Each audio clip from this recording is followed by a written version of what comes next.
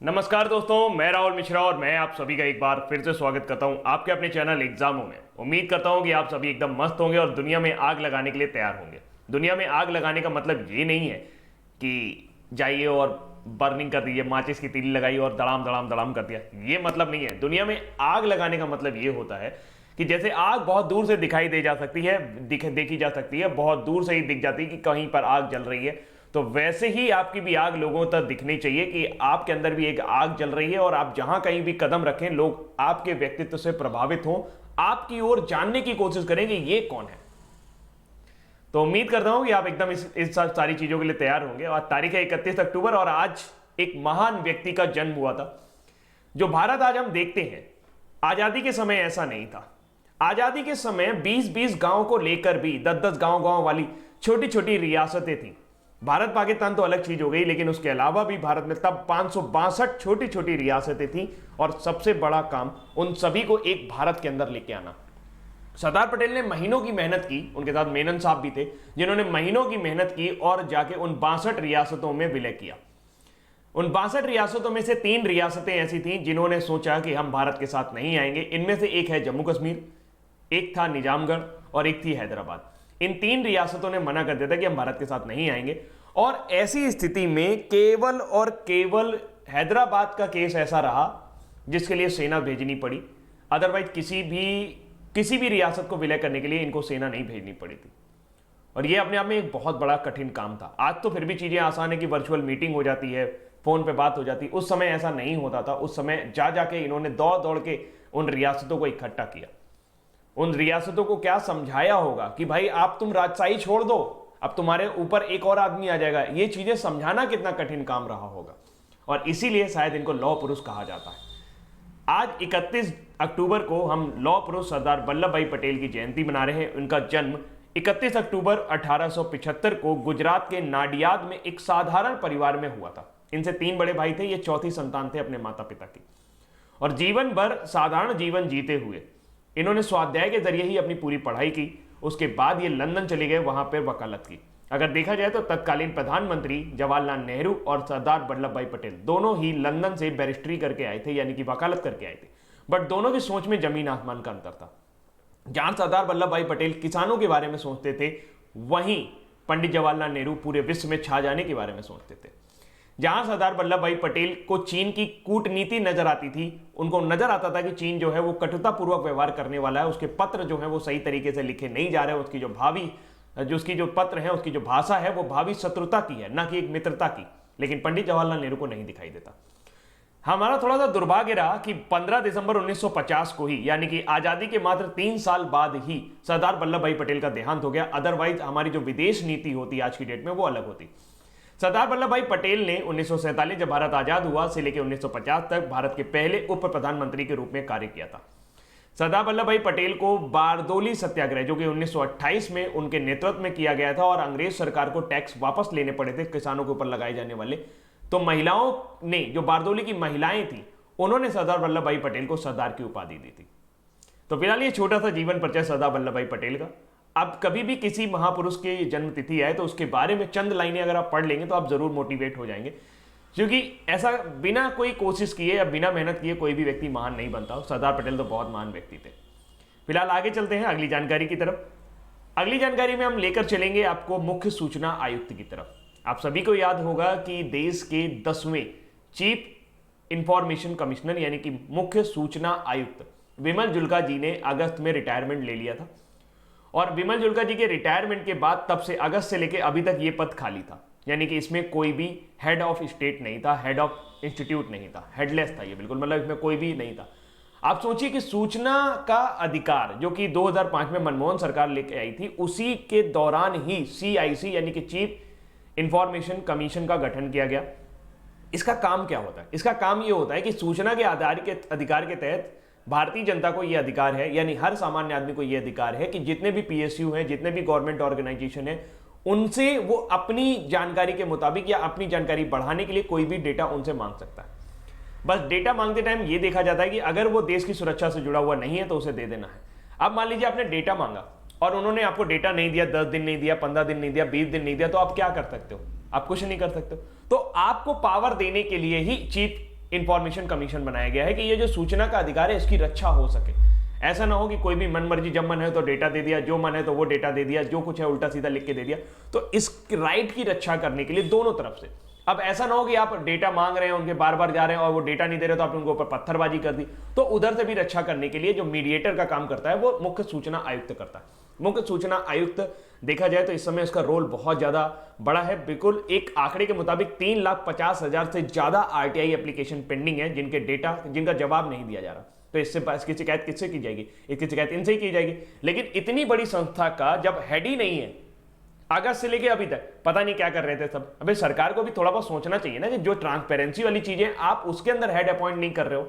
भाई बिमल जुल्का जी गए थे, ठीक है, तो अब आपको होश आ रहा है इतने दिन इतने महीनों बाद, जबकि ये एक इंपॉर्टेंट निकाय है। तो फिलहाल न्यूज पे आ जाते हैं। तो इस बार यशवर्धन कुमार सिन्हा, इनको नए मुख्य सूचना आयुक्त के रूप में शपथ दी गई है। और ये जो अपॉइंटमेंट होता है ये राष्ट्रपति द्वारा किया जाता है। वैसे कमेटी जो है वो सिफारिश करती है, लेकिन कमेटी की सिफारिश पर राष्ट्रपति के प्रसाद पर्यंत जो है ये पद ग्रहण करते हैं। यशवर्धन कुमार सिन्हा की बात करें तो आपका जो सीआईसी उसका स्ट्रक्चर ऐसा है कि उसमें एक मुख्य सूचना आयुक्त होता है और बाकी 10 जो होते हैं वो आपके सूचना आयुक्त होते हैं। तो 10 सूचना आयुक्तों में से एक थे यशवर्धन कुमार सिन्हा और सीनियर भी थे, तो इसीलिए इनको मुख्य सूचना आयुक्त बनाया गया है। इसके साथ ही एक मराठी पत्रकार है उदय माहुरकर, उनको सूचना आयुक्त के पद के लिए चुना गया है।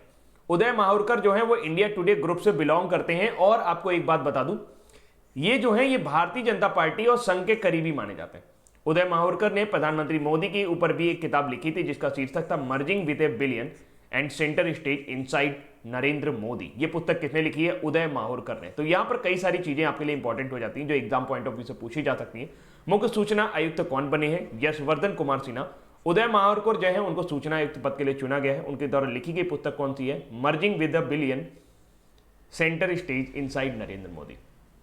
अभी बात करें विमल जुल्का जी की, तो विमल जुल्का ने जो रिटायरमेंट लिया था वो पता नहीं किस वजह से लिया था, बट वर्तमान समय में वो federation of Indian fantasy sports has a new chairman, यानी कि FIFS में चेयरमैन बन गए हैं। फैंटेसी स्पोर्ट जैसा कि आप सभी ने देखा होगा, ड्रीम 11 आ गया है, एक आध और आ गया है, उसका नाम मुझे याद नहीं आ रहा, मतलब जिसमें वर्चुअली आप गेम खेल के पैसे वगैरह बना सकते हैं। तो इससे जुड़ी हुई एक संस्था है, उसके जो चेयरमैन बनाए गए हैं वो आपके चीफ इंफॉर्मेशन कमिश्नर जो कि पहले थे विमल जुल्का। ध्यान रखिएगा विमल जुल्का जो है वो आपके 10वें सूचना आयुक्त थे और ये जो बने हैं यशवर्धन कुमार सिन्हा, ये आपके 11वें सूचना आयुक्त होंगे।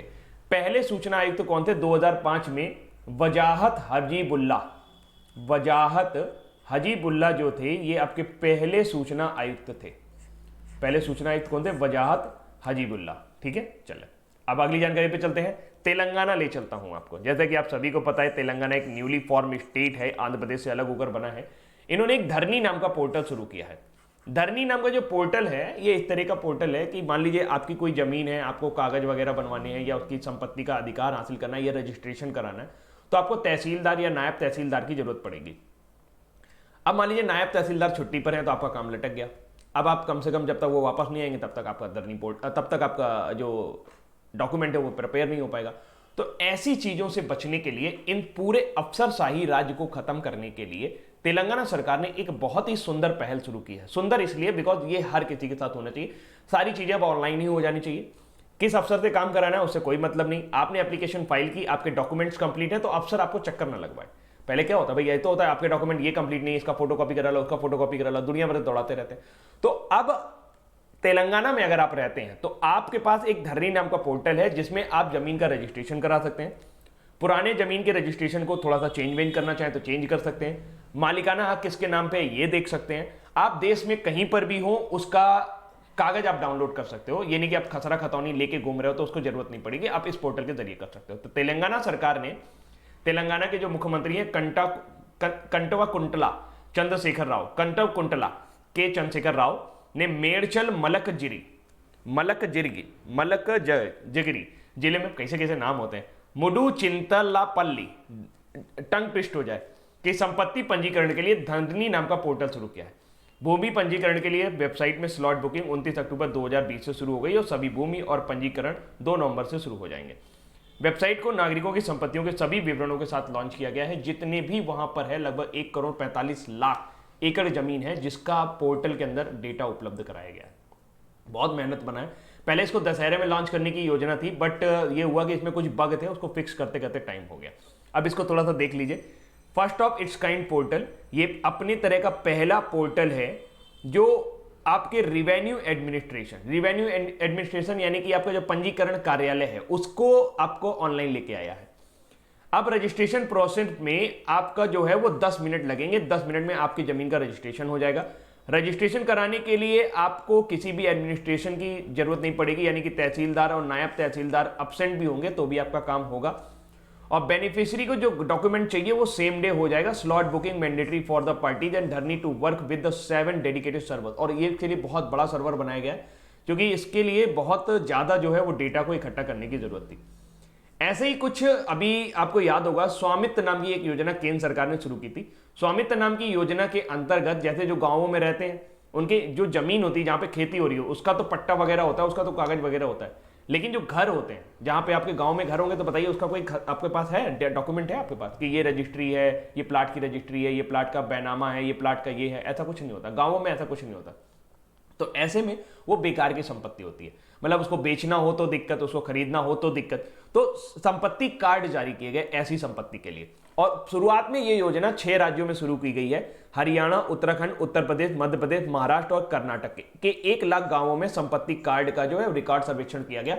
ड्रोन के जरिए मैपिंग की गई थी, फोटो वोटो खींच ली थी इन लोगों ने और उसके जरिए इन्होंने देखा था कि भाई कौन सा गांव किसका है, कौन मकान किसका है, ये खेसारी लाल का मकान है कि ये राहुल का मकान है। तो ऐसे उन्होंने पूरा देख के पूरा संपत्ति कार्ड जो है वो बांटे थे। अभी हाल ही में इस योजना का नाम था स्वामित्व और इसको जो संचालन कर रही थी वो पंचायती जो ग्राम पंचायत स्तर पे था उसको संचालित हो रहा था और ग्राम वासियों को अपनी आवासीय संपत्ति का मालिकाना हक दिलाने के लिए इस योजना को शुरू किया गया था। इसमें बांटे गए थे संपत्ति कार्ड वर्चुअली बांटे गए थे, मतलब मोबाइल में डाउनलोड हुए थे, ऐसे नहीं बांटे गए थे।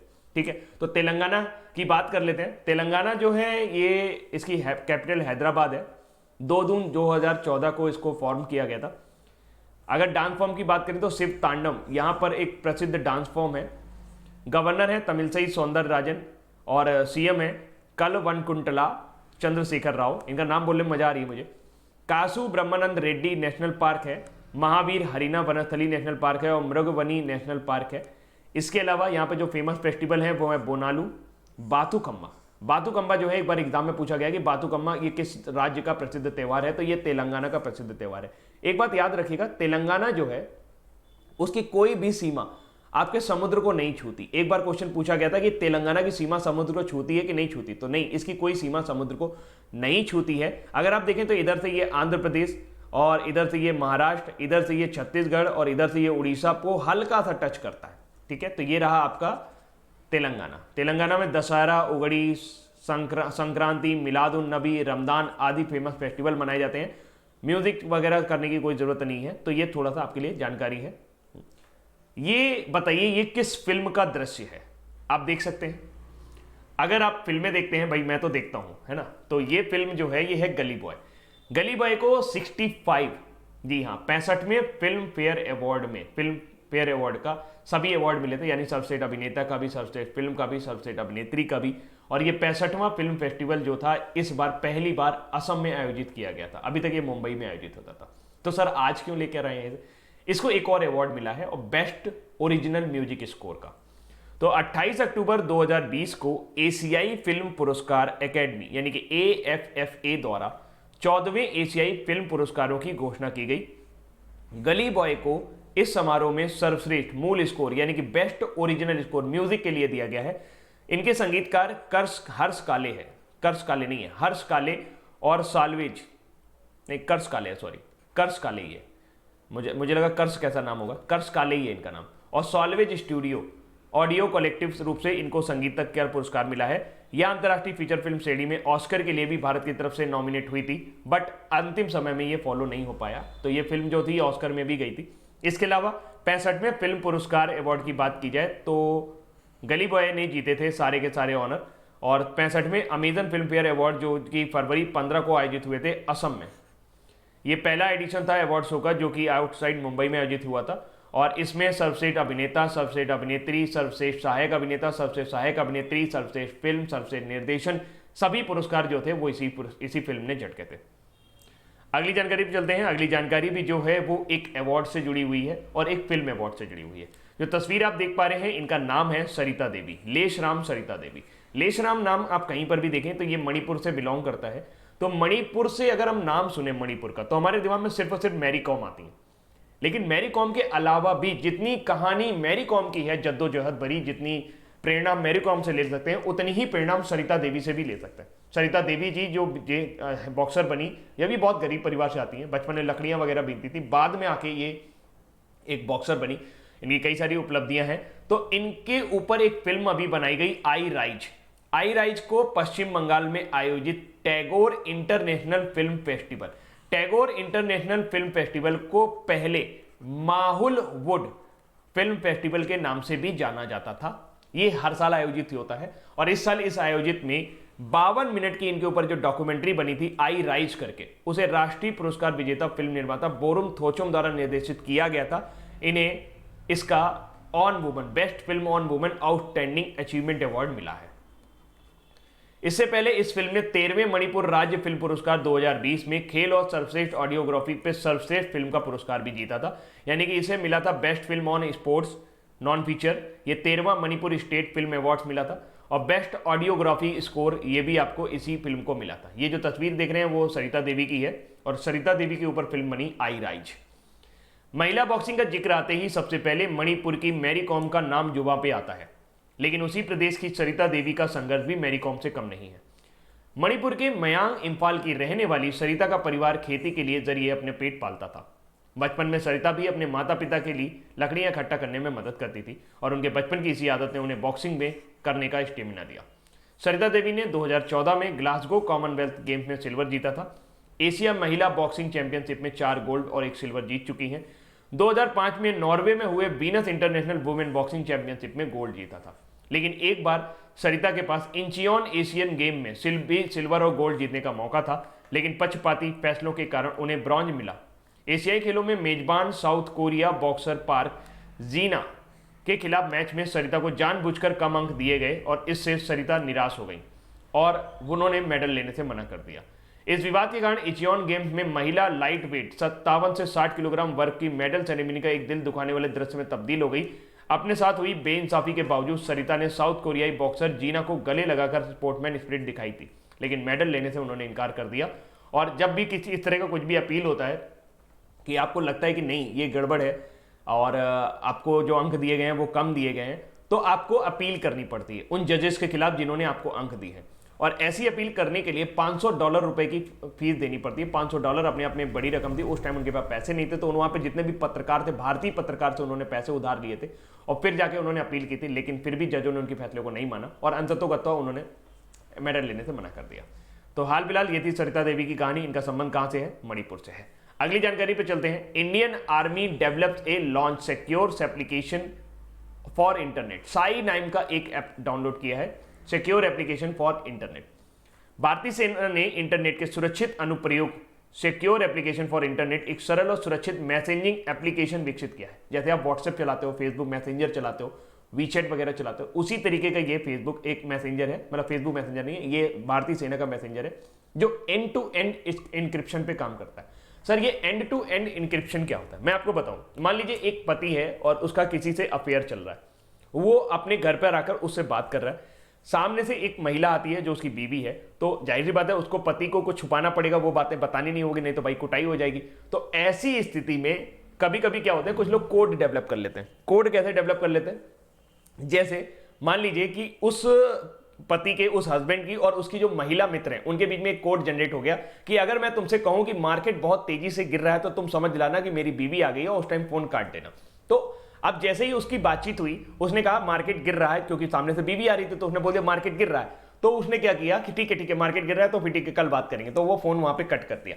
इससे क्या हुआ, दो लोग तो समझ गए कि हुआ क्या, लेकिन तीसरा व्यक्ति नहीं समझ पाया। एग्जैक्टली इसे ही कहा जाता है एंड टू एंड इंक्रिप्शन, यानी कि शब्दों को इस तरीके से कोड कर लेना कि जिसके पास की होगा, जिसके पास उसको खोलने का तरीका होगा या जिसके पास उसका कोडिंग होगा, वही उसको जान पाएगा। तो इसे कहते हैं एंड टू एंड इंक्रिप्शन, यानी कि दोनों, एक एंड और दूसरा एंड तो समझ जाता है कि क्या बातचीत हुई है, बट तीसरा उसको नहीं समझ पाता। और इस तरीके की कोडिंग को बहुत ही सिक्योर कोडिंग माना जाता है। तो यह अनुप्रयोग इंटरनेट के एंड्रॉयड प्लेटफॉर्म के लिए सुरक्षित आवाज, अक्षर और वीडियो कॉलिंग सेवाओं का कार्य करता है। SAI व्हाट्सएप टेलीग्राम संवाद, तो SAI जो है ये व्हाट्सएप टेलीग्राम के जैसा है, जबकि संवाद एक सरकारी इंस्टेंट मैसेजिंग सिस्टम जैसे मैसेजिंग एप्लीकेशन के समान है। SAI end to end encryption संदेश प्रोटोकॉल का उपयोग करता है, जो मैंने अभी आपको बताया। इसका मतलब यह है कि दो उपकरणों के बीच बदले गए संदेशों को कोई तीसरा पक्ष नहीं पढ़ पाएगा। भारतीय कंप्यूटर आपातकालीन प्रतिक्रिया दल, यानी कि computer emergency response team India द्वारा सूचीबद्ध एक लेखा परीक्षक ने SAI का आकलन किया और देखा कि हाँ, ये पूरी तरह से सुरक्षित है। इसको डेवलप किया है कर्नल साई शंकर ने, इस एप्लीकेशन को विकसित किया है। अगली जानकारी, इंडियन रेलवे ने फाइनली मेरी सहेली जो है उस इनिशिएटिव को लॉन्च कर दिया। रेलवे में और पूरे भारत में देखा जाए तो महिलाओं के खिलाफ जो अत्याचार है, महिलाओं के खिलाफ जो अपराध है, वो धीरे धीरे बढ़ते ही चले जा रहे हैं। और ऐसी स्थिति में सबसे ज्यादा जो अपराध देखे गए थे महिलाओं के खिलाफ, वो सबसे ज्यादा अपराध में माना जाए तो उत्तर प्रदेश जो है वो सबसे अधिक है इन सब मामलों में जिसमें महिलाओं के खिलाफ अपराध होते हैं। अनुसूचित जाति और जनजाति के खिलाफ, महिलाओं के खिलाफ जो सबसे ज्यादा अपराध होते हैं वो मध्य प्रदेश में होते हैं, एक आंकड़े के द्वारा, ये अभी सर्वे में पता चला था। ये अभी क्या हुआ कि रेलवे ने रेलवे सुरक्षा फोर्स, यानी कि रेलवे प्रोटेक्शन फोर्स, रेलवे सुरक्षा बल, जिसका नाम बदलकर रेलवे सुरक्षा बल सेवा कर दिया गया है, उसने अभी हाल ही में एक इनिशिएटिव शुरू किया। वो इनिशिएटिव ये है कि अगर कोई अकेली महिला जा रही है तो उसके पूरी जानकारी ली जाएगी, जिस स्टेशन से उसने बोर्डिंग किया, बीच में उससे थोड़ा सा बातचीत की जाएगी, बीच में वो महिला सुरक्षित है कि नहीं, उसकी सीट पर जाके जो अधिकारी होंगे वो मिलेंगे रेलवे पुलिस फोर्स के, और उसके बाद वो महिला जब पहुंच जाएगी तो उससे पूरे यात्रा के अनुभव के बारे में भी पूछा जाएगा। तो एक तरीके से वो महिला जो अकेली यात्रा कर रही है उसके बारे में पूरी टाइम उसके ऊपर नजर रखी जाएगी, जिसकी वजह से उसकी सुरक्षा की जा सके। तो इस पहल का जो शुरुआत है वो महिलाओं की सुरक्षा के लिए किया गया है। भारतीय रेलवे ने इसको शुरू किया है। मेरी सहेली रेलवे सुरक्षा बल की पहल है और मेरी सहेली पहल के तहत RPF जवानों की एक टीम महिला यात्रियों, विशेषकर शुरुआती स्टेशन पर अकेले यात्रा करने वालों के साथ बातचीत करेगी। मेरी सहेली पहल के हिस्से के रूप में बातचीत के दौरान युवा महिला RPF कर्मियों की टीम महिला यात्रियों को उन सभी सावधानियों के बारे में बताएगी जिन्हें यात्रा के दौरान लेना चाहिए, और कोई भी समस्या होने पर 182 डायल करने के लिए कहा जाएगा। रेलवे ने सितंबर 2020 में दक्षिण पूर्व रेलवे में इसे पायलट प्रोजेक्ट के रूप में शुरू किया था और 17 अक्टूबर 2020 को सभी क्षेत्रों और कोंकण रेलवे कॉर्पोरेशन लिमिटेड तक इसकी बढ़ा दी गई थी।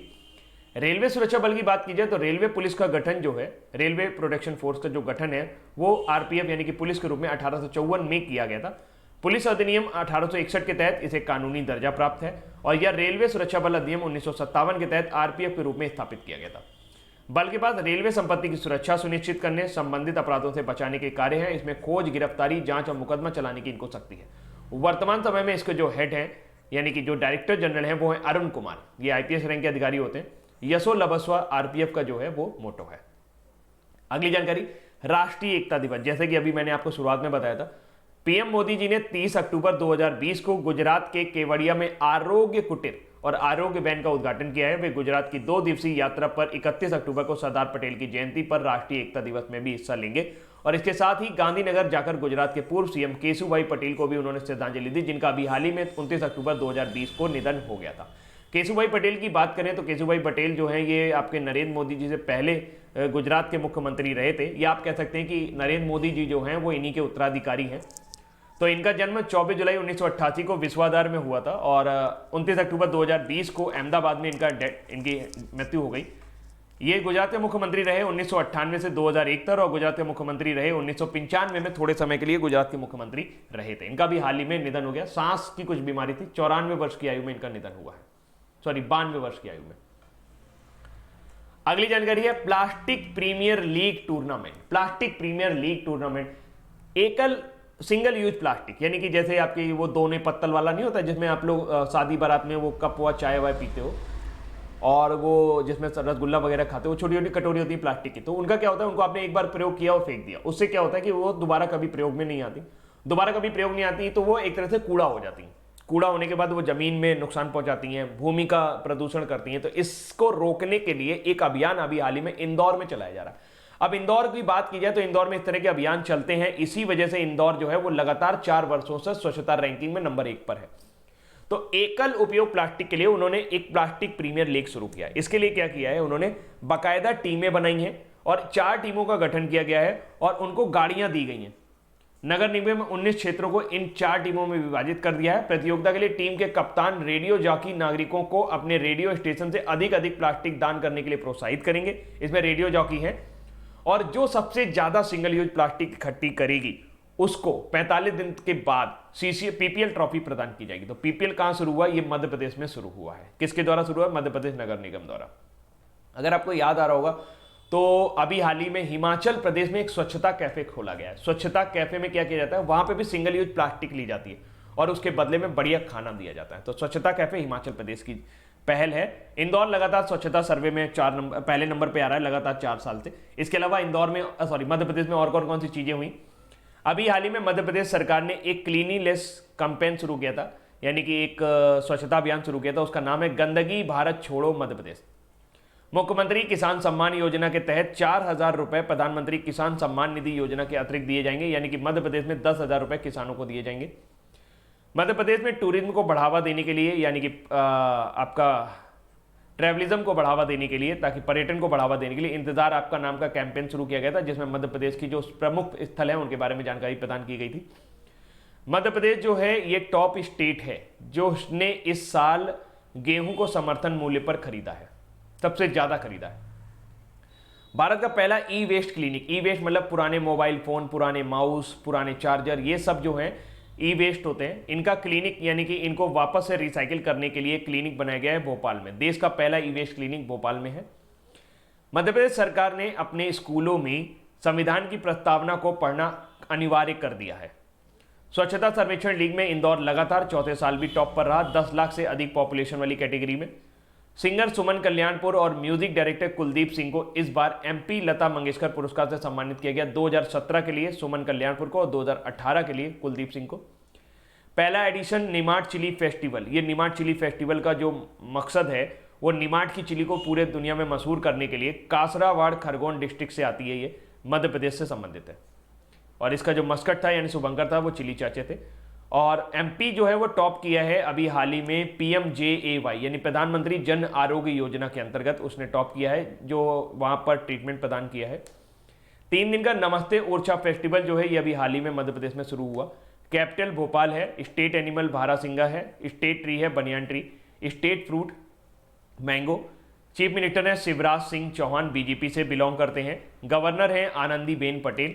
लोकसभा में 29 सीटें हैं, जबकि राज्यसभा में 11 सीटें आपको मध्य प्रदेश में देखने को मिलेंगी।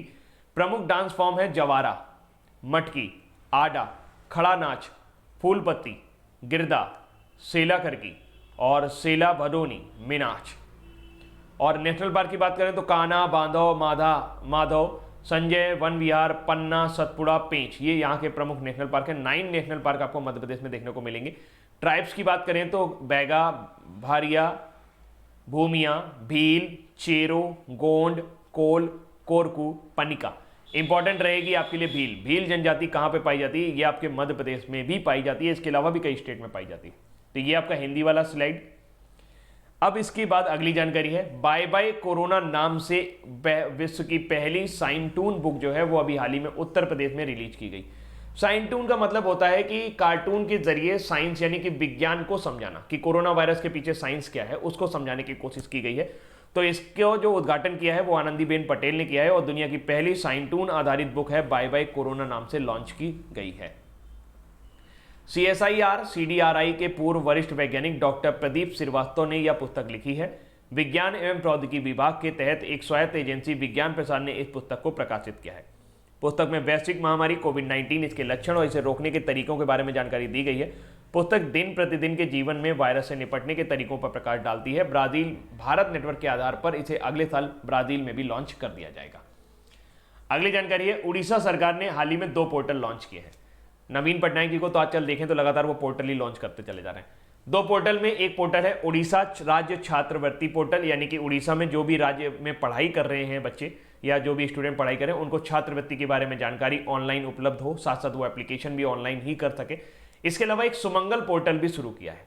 सुमंगल से याद आता है सुमंगल कन्या योजना, सुमंगला कन्या योजना जो है ये उत्तर प्रदेश की योजना है। सुमंगल पोर्टल जो है ये उड़ीसा से है, तो कंफ्यूज मत होना। सुमंगल पोर्टल में क्या है, जो अंतरजातीय विवाह हो जाते हैं उनको बढ़ाने के लिए कुछ सब्सिडी प्रदान की जा रही है, कुछ उन्हें बेनिफिट दिए जा रहे हैं, उसके लिए इस पोर्टल के जरिए आप जानकारी प्राप्त कर सकते हैं। तो दो पोर्टल, एक उड़ीसा राज्य छात्रवृत्ति पोर्टल और सुमंगल पोर्टल। सुमंगल पोर्टल में develop to grant incentive to inter caste married couple under Orissa right to public service act 2012, यानी कि जिन लोगों ने अंतरजातीय विवाह किया है उन्हें कुछ इंसेंटिव दिया जाए ताकि और लोग भी अंतरजातीय विवाह करें। After approval eligible beneficiary to get incentive within 60 days, यानी कि एक बार अप्रूवल हो जाए तो 60 दिन के अंदर उन्हें ये इंसेंटिव प्रदान कर दिया जाएगा। स्कॉलरशिप स्कीम की बात करें तो for automation, streamlining and effective management of scholarship scheme, इस पोर्टल का जो लॉन्च किया गया है वो इसलिए ताकि जो स्कॉलरशिप स्कीम है उसको प्रॉपर तरीके से अपने आप ही डिस्ट्रीब्यूट किया जा सके। 21 स्कॉलरशिप स्कीम को इसके अंदर कवर किया गया है 6 मेजर डिपार्टमेंट द्वारा, और जो भी एलिजिबल कैंडिडेट हैं उनको इसका बेनिफिट मिल सके इसके लिए यहां पर सीमलेस और ट्रांसपेरेंट मैनर में इसको लाया गया है। 11 लाख से अधिक बेनिफिशियरी के लाभधारक, यानी कि 11 लाख से अधिक लाभार्थियों के लाभ प्राप्त करने की इसमें उम्मीद है। तो उड़ीसा सरकार लेके आई 2 पोर्टल, कौन कौन से, एक लाई उड़ीसा राज्य छात्रवृत्ति योजना और सुमंगल पोर्टल। इसके अलावा अगर आपको याद हो तो कुछ दिन पहले उन्होंने यहाँ पे मोह विद्युत पोर्टल शुरू किया था। इसके अलावा वंदे उत्कल जननी, इसको लिखा है लक्ष्मीकांत महापात्रा ने, उड़ीसा ने इसको अपना राज्य गान बना लिया है। किसने लिखा है? लक्ष्मीकांत महापात्रा ने इसको लिखा है। राइटर का नाम जरूर आपको याद होना चाहिए, उनकी कविता से इसको लिया गया है, वंदे उत्कल जननी। सी विजिल और वोटर हेल्पलाइन जो है ये ई गवर्नेंस अवार्ड पाए हैं अभी हाल ही में, ये उड़ीसा से संबंधित है।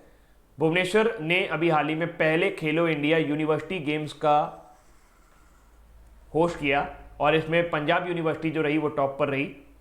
वेटरन ओडिसी डांसर, उड़ीसा का जो फेमस नृत्य है वो है ओडिसी, उसमें श्री मिंती मिश्रा जो थी उनका भी हाल ही में निधन हो गया।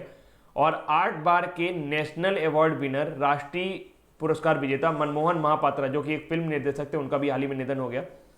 दूसरा बिम्स्टेक डिजास्टर मैनेजमेंट एक्सरसाइज जो है ये भुवनेश्वर उड़ीसा में लॉन्च किया गया। उड़ीसा जो है ये पहला स्टेट है जिसने सेल्फ हेल्प ग्रुप के लिए यानी स्वयं सहायता समूह के लिए मिशन शक्ति नाम का एक पोर्टल शुरू किया है। अभी मिशन शक्ति नाम का इन्होंने पोर्टल शुरू किया। मिशन शक्ति जो अभियान है वो उत्तर प्रदेश सरकार ने महिलाओं को सुरक्षित करने के लिए पुलिस की सहायता से शुरू किया है। इसके अलावा मिशन शक्ति क्या है, एक सैटेलाइट मारने वाला मिशन भी था जो भारत सरकार ने शुरू किया था। कोरोना वायरस, उड़ीसा सीएम नवीन पटनायक ने अभी हाल ही में मो जीवन प्रोग्राम शुरू किया कोरोना वायरस के दौरान। और अमृत मिशन के अंतर्गत यानी कि Atal mission for rejuvenation urban transformation, smart city बनने की तरफ उड़ीसा जो है वो पहला टॉप परफॉर्मर रहा है, यानी कि इस मामले में उड़ीसा सबसे बढ़िया काम कर रहा है। मधु बाबू पेंशन स्कीम में अब ट्रांसजेंडरों को भी मिला जाएगा, ट्रांसजेंडरों को भी ये बीमा योजना मिलेगी, पेंशन स्कीम मिलेगी। उड़ीसा सीएम ने अभी हाल ही में the adventure of daredevil democrat नाम से एक पुस्तक लॉन्च की थी, बीजू पटनायक के ऊपर यह पुस्तक लिखी गई है। नवीन पटनायक ने पेटा का हीरो टू एनिमल अवार्ड जीता था during the Covid lockdown. And chief minister है नवीन पटनायक, बीजू जनता दल से बिलोंग करते हैं। गवर्नर है गणेशी लाल, कैपिटल सिटी है भुवनेश्वर, स्टेट ट्री है पीपल का पेड़, स्टेट फ्लावर है अशोक, इंडियन रूलर जो है वो आपका स्टेट बर्ड है सांबर डियर, सांबर हिरन जो है वो यहाँ का स्टेट एनिमल है। 21 लोकसभा सीटें हैं, 10 आपकी राज्यसभा सीटें हैं। डांस फॉर्म की बात की जाए तो लौदी खेला, गौड़ा नाचा, छाऊ, नाची, गोटी पुआ और ओडिसी तो है ही। नेशनल पार्क की बात की जाए तो सिमली पार्क, भीतरकनिका और ऊषा खोटी ये यहाँ के प्रमुख नेशनल पार्क हैं। ये स्लाइड आपकी हिंदी वाली जानकारी के लिए। अब अगली जानकारी पर चलते हैं। केशुभाई पटेल के बारे में मैंने आपको बता ही दिया कि 1995 में गुजरात की पहली भाजपा सरकार के नेतृत्व करने वाले पूर्व मुख्यमंत्री केशुभाई पटेल का 2020 को निधन हो गया। और 1995 से लेकर 1995 तक, मार्च 1995 से लेकर अक्टूबर 1995 और फिर मार्च 1998 से अक्टूबर 2000 तक वो गुजरात के मुख्यमंत्री रहे। प्रधानमंत्री नरेंद्र मोदी उनके गुजरात मुख्यमंत्री के रूप में उत्तराधिकारी बने थे। पटेल 6 बार गुजरात विधानसभा के सदस्य थे, उनका भी हाल ही में निधन हो गया है। अगली जानकारी है, सरकार ने प्याज के बीजों के निर्यात पर भी प्रतिबंध लगा दिया है। घरेलू बाजार में प्याज की बढ़ती कीमतों के बीच सरकार ने 29 अक्टूबर को प्याज के बीज के निर्यात पर भी प्रतिबंध लगा दिया है। प्याज के बीज का निर्यात प्रतिबंधित श्रेणी में था, जिसका अर्थ यह है कि एक निर्यातक को शिपमेंट के लिए सरकार से लाइसेंस या अनुमति लेना आवश्यक है, और अब इसे पूरी तरह से प्रतिबंध लगा दिया है, यानी कि अब अनुमति के बाद भी वो इसको निर्यात नहीं कर पाएंगे। अगली जानकारी, 30 अक्टूबर को भारतीय परमाणु कार्यक्रम के जनक होमी जहांगीर भाभा जी की जन्मतिथि मनाई गई। इनका जन्म 30 अक्टूबर 1909 को हुआ था और मृत्यु 24 जनवरी 1966 को हुई थी। भारत में जितना भी आप परमाणु कार्यक्रम देखते हैं वो इन्हीं की देन है। उन्होंने भारत के 3 चरण के परमाणु ऊर्जा कार्यक्रम की कल्पना की और बिजली उत्पादन के लिए अपर्याप्त यूरेनियम भंडार के बजाय भारत के विशाल थोरियम रिजर्व के उपयोग पर जोर दिया। उन्होंने एडम्स पुरस्कार 1942, पद्म भूषण 1954 जीता और 1951 और 53 और 56 में भौतिकी के लिए नोबेल के लिए उनको नामांकित भी किया गया था। तो होमी जहांगीर भाभा, इनकी जन्मतिथि कब मनाएगी? 30 अक्टूबर को। अब बारी है आज के वन लाइनर की। भारत सरकार ने नए मुख्य सूचना आयुक्त के रूप में किसे नियुक्त किया है? यशवर्धन कुमार सिन्हा।